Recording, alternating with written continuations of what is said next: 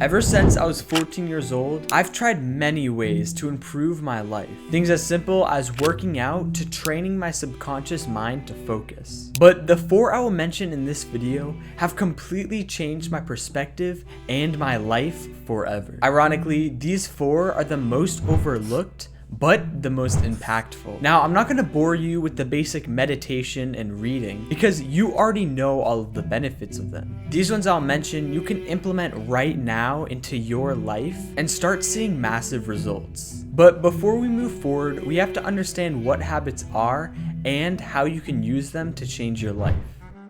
Put it simply, habits are a commonly repeated action a person does in their day-to-day life.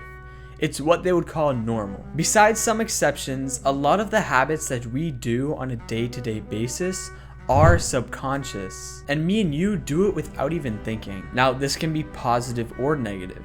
For example, say you wake up in the morning. That is obviously a habit that everyone does, but maybe you subconsciously check your phone right after that alarm goes off without even thinking. Now, the reason why habits stick is because of consistency. Any habit can work, positive or negative. It's just all determined on how consistent you are with that task. Like checking your phone, if you constantly check your phone, you're going to naturally adapt that habit. But if you constantly go to the gym, you are going to naturally be inclined to go to the gym. Now, this can take as short as 6 days or as long as 6 months. It's all determined on your willpower and dedication. Easy, more pleasurable tasks are more prone to becoming habits because it's easy. You're more likely to sit and watch that new Netflix episode than reading a nonfiction book. So how can you easily adapt these 4 habits that I'll mention? Because, well, these habits are hard to adapt, and improving your life is hard. Well, first of all, you have to make it easy. Put it right in front of you that these habits are a must. Adapt the mindset that you have to do these habits because they improve your life. Another thing is by cutting out the easy. If you cut out the easy, cheap, pleasurable habits, then you can easily adapt these harder habits. By cutting out negative habits, negative addictions, you will be more open to doing these harder habits. Your day is filled with a catalog with a whole bunch of actions that you do. You can only fit so many actions inside of one day. If that day is filled with negative, self-diminishing habits, then you're just gonna lack progress. But if you take out those habits, you'll need to start with a few at a time and implement strong, better habits that actually build you. Then slowly your day will be filled with only things making you a better person. Another simple way you can do this is by placing the positive habits next to the negative one. Now, eventually, it's not going to be good to have these negative habits in your schedule, but when you're first starting out, if you constantly eat crap food, then put it in mind, if you eat a good meal, then you can eat all the crap food you want. Now, you don't want to do this forever. You just want to do this for a short period of time so you can adapt that habit of eating well. Now, I'm not going to take all the credit. The majority of this came from a powerful book called Atomic Habits. I first started reading this on the beginning of my journey, and this was a game changer. Now that we've assessed that, I can mention habit number 1, which is skill learning. The only way to grow is to try new things. You've probably heard the phrase, how do you know you'll like something unless you try it? This resembles a lot of things in the real world. How do you know if you like a certain habit unless you tried it? That's why when I first started out my journey, I wanted to try as many habits as possible.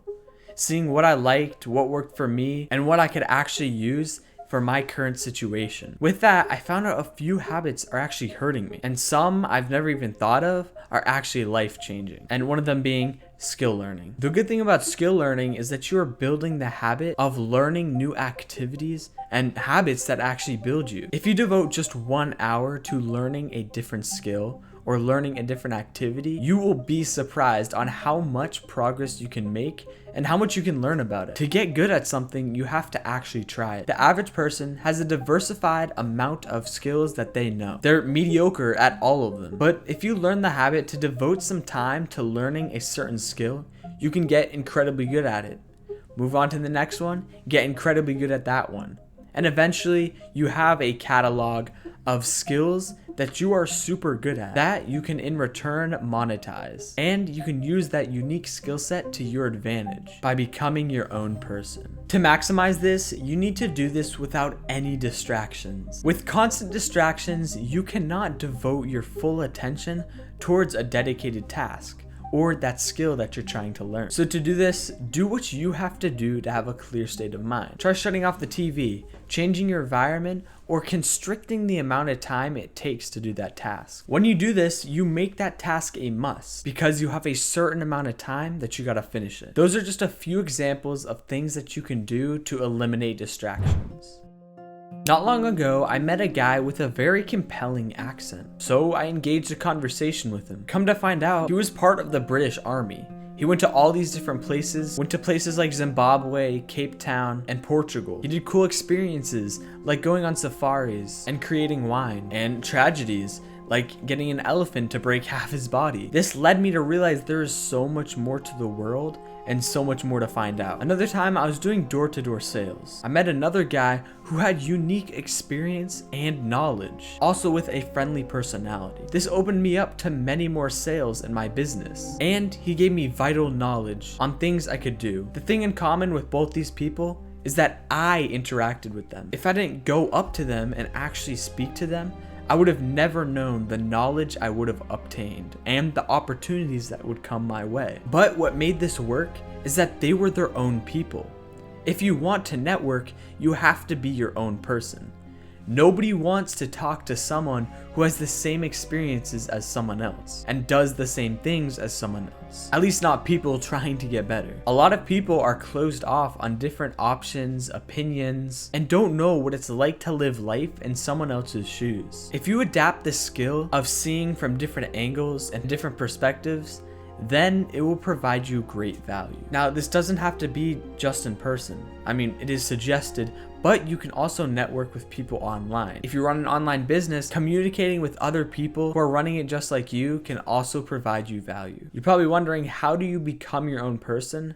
Well, that's where habit number 3 comes into play, which is consistently doing things for yourself. Your priority should be you and nobody else, because people cannot do it for you. You are the only one who can reach your goals. Other people can influence you, but you have to take that first step. If you believe you have a greater purpose than to just follow the crowd, chase validation, and pleasure other people, then it's in your responsibility to find it. Like I said, no one else will. Take the time out of your day to build a better you, because that's all you really have. So focus on your priorities, then you can reward yourself. Yeah, go hang out, go travel, and go eat delicious food.